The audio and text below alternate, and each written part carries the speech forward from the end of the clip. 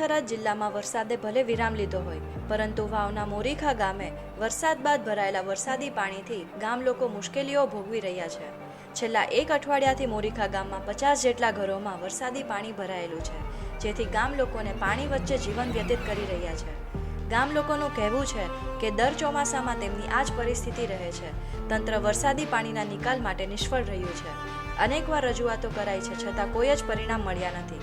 તંત્રના પાપે ગામ લોકો છેલ્લા એક અઠવાડિયાથી પાણી વચ્ચે રહેવા મજબૂર બન્યા છે. જે આ પાણી વરસાદી ચોમાસું આવે ત્યારથી જ માણસોના હજાર ચાલુ જેવું થઈ જાય છે.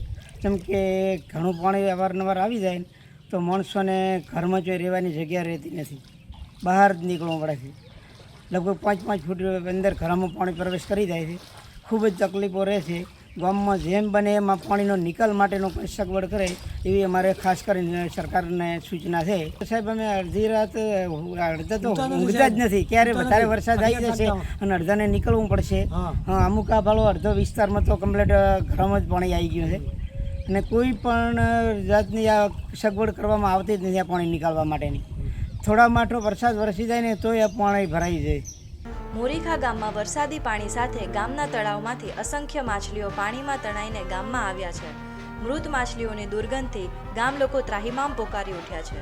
રજૂઆત બાદ આરોગ્ય તંત્ર ગામમાં પહોંચ્યું, પરંતુ માત્ર દવાનો છંટકાવ જ કરાયો છે.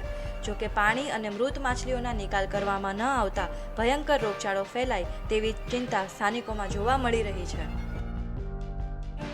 અમારા ગામમાં 5000 ઘરોની વસ્તી છે, જેની અંદર આ ગઈ સાલ વરસાદ ઘણો થવાથી 3 તળાવ ભરાઈ ગયેલા છે અને ચાલુ સાલે વરસાદ થવાથી વધારે પાણી આવવાથી બધાના ઘરોમાં દલિતવાસ, રબારીવાસ, વાલ્મીકીવાસ, પંડ્યાવાસ, રાઠોડવાસ, પરમારવાસ, આ બધામાં રાવળવાસ, આ બધામાં પાણી ભરાઈ ગયા છે. લોકો ખેતરમાં તથા નિશાળમાં અમુક ઊંચાણવાળી જગ્યાએ જતા રહેલ છે અને વધુ વરસાદ આવવાથી ગઈ સાલના વરસાદની તળાવ ભરેલો હોવાથી માછલીઓ બારી નીકળી ગઈ છે અને માછલીઓ મરી ગઈ છે. ખૂબ પ્રમાણમાં એની રોગચાળો થાય છે અને મેં ખુદે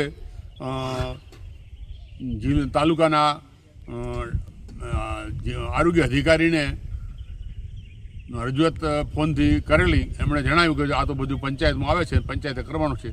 એમણે જેપલ સાહેબ એવો જવાબ આપ્યો, જેથી કરીને પંચાયતવાળા પણ કંઈ કશું કરતા નથી.